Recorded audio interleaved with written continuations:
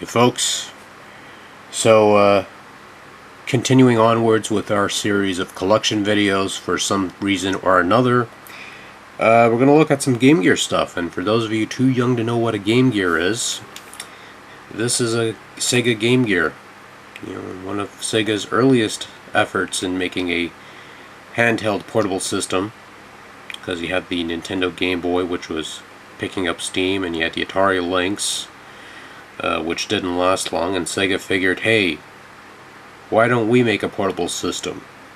So they took the Master System and turned that into a portable machine, and you got the Game Gear. It's a nice little D-pad, directional pad here, there's a couple of buttons here and there. Took 6 AA batteries, had a reputation of being a power sucker, and then the Nomad came along and took that title. But it was a nice little handheld, and had a nice little library of games. So, and I got some games here, so we're going to look at those now, I guess. So first up, we got Columns, which is a gem matching game where you match a number of gems together and they disappeared.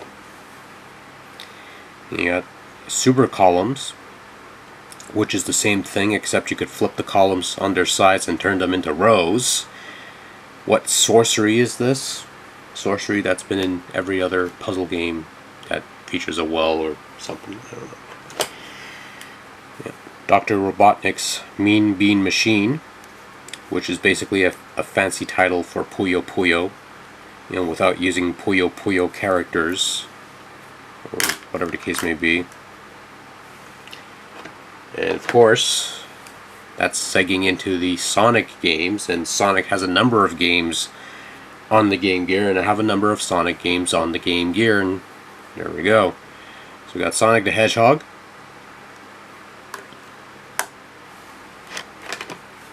we have Sonic the Hedgehog 2, and at one point I had nothing but Sonic the Hedgehog 2 cartridges. I think I had like 3 or 4 spares at one point. And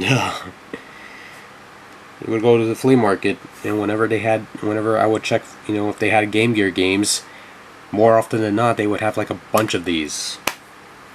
And yeah, anyways, we got Sonic the Hedgehog Chaos, and this and Sonic 2 I actually have on the Master System, so that's something, I guess.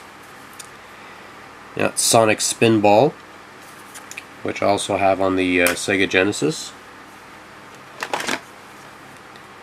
Sonic the Hedgehog Triple Trouble, which that's actually a pretty good game, actually. Probably, off the top of my head, probably the best of the Game Gear bunch, as far as the Sonic games go, but still a far cry from, proper Sonic in 2D. They got that done right with the Neo Geo Pocket Color and Pocket Adventure, but I digress. Got Sonic Blast, because this came out when Sonic 3D Blast on the Genesis and the Saturn were a thing, and the Game Gear had to have some action, so he had some pre-rendered shit, and it looked awful, and it played almost as bad. That's worthy of a video review one of these days, I guess. I'm setting myself up for disappointment, aren't I? Got Sonic Drift 2, which is a kart racing game, because when you think Sonic the Hedgehog, you think kart racing. It's alright. It's not bad for a rainy day, but Ristar, whatever you want to call it. I think I have this on the Genesis. I could be wrong, but I did play that in the Genesis version. It's not bad. You got Mighty Morphin Power Rangers, which is sort of like a fighting game, and probably one of the better fighting games on the Game Gear, which probably isn't saying a whole lot, but it's got Mortal Kombat, a couple of Mortal Kombats on here, and they're pretty good too, which is surprising.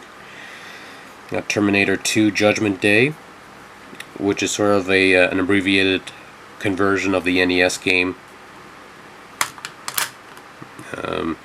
Actually, I thought it was a little better than I was expecting. Actually, I was expecting total garbage, and it's not bad. Not great, but not bad. That's Star Trek: The Next Generation, Advanced Holodeck Tutorial, and it's where you're on the bridge of the Enterprise and you go on random missions. I also have this on the NES.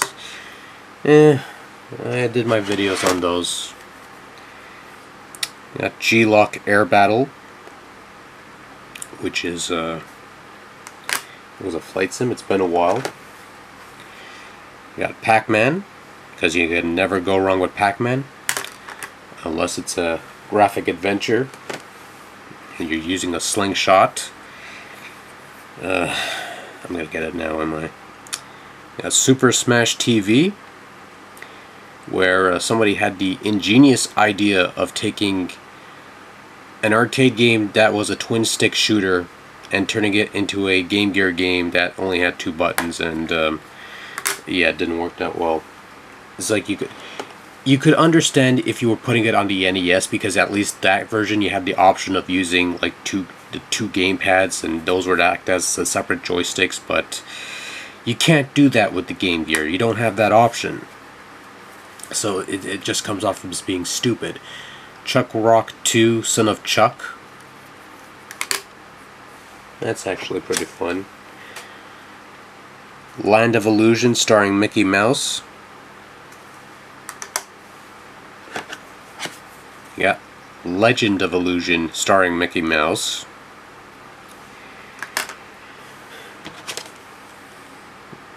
Yeah. Bugs Bunny in Double Trouble.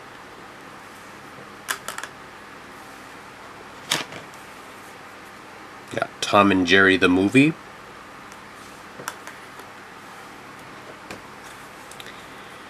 Got Deep Duck Trouble starring Donald Duck.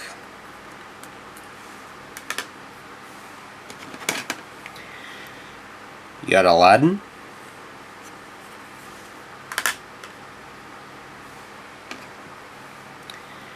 You got The Lion King.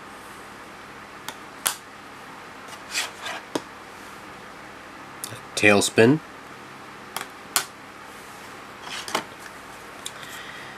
You got Primal Rage.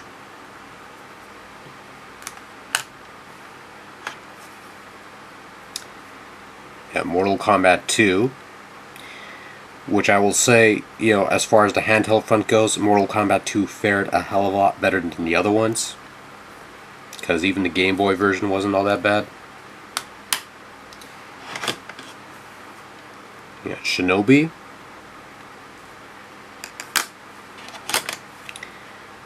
got Shinobi 2, The Silent Fury. Still have that price tag.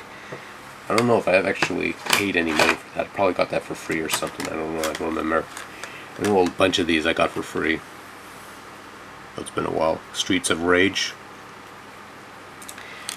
And Streets of Rage 2. Personally, I'd just say stick with the Genesis version, but I think number 2 is not too bad, actually. Spider-Man. You can never go wrong with Spider-Man. Batman with Japanese text, so I can't read Japanese. It's Batman Returns, because the game's in English. So, go figure.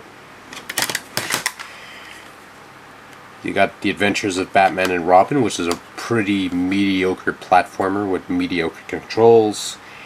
And speaking of a mediocre Batman game, Batman Forever. That's fucking horrible, actually. Pretty terrible game. X-Men Game Master's Legacy. Okay, this is actually my second copy of the game, and I've never actually played it, because the first copy of the game I had didn't work. Like, I would plug it into the Game Gear and all I'd get would be a blank screen. Even when I cleaned it out and all that shit, and I tried it on You know, I knew a couple. I either had access to 2 other Game Gears at one point. I tried it on those, didn't work. This was a freebie at some point, I guess. I don't know. Maybe it was. I don't know. Probably brought it up in a past collection video, but I've never actually touched that game for fear that you know, I might wreck a Game Gear. Apparently, it's supposed to be pretty bad. I don't know. Art and Senna's Super Monaco GP2. Another game with Japanese text, but it has some English on it. The Berlin Wall.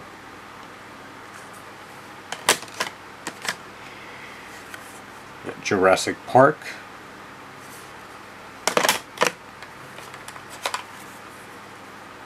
Outrun.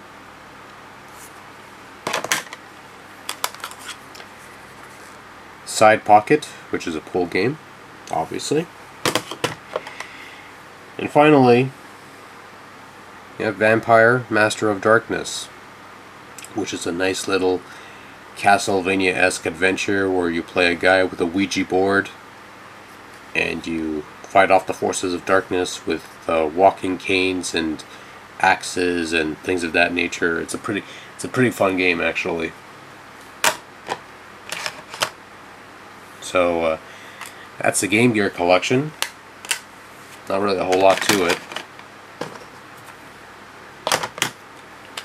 but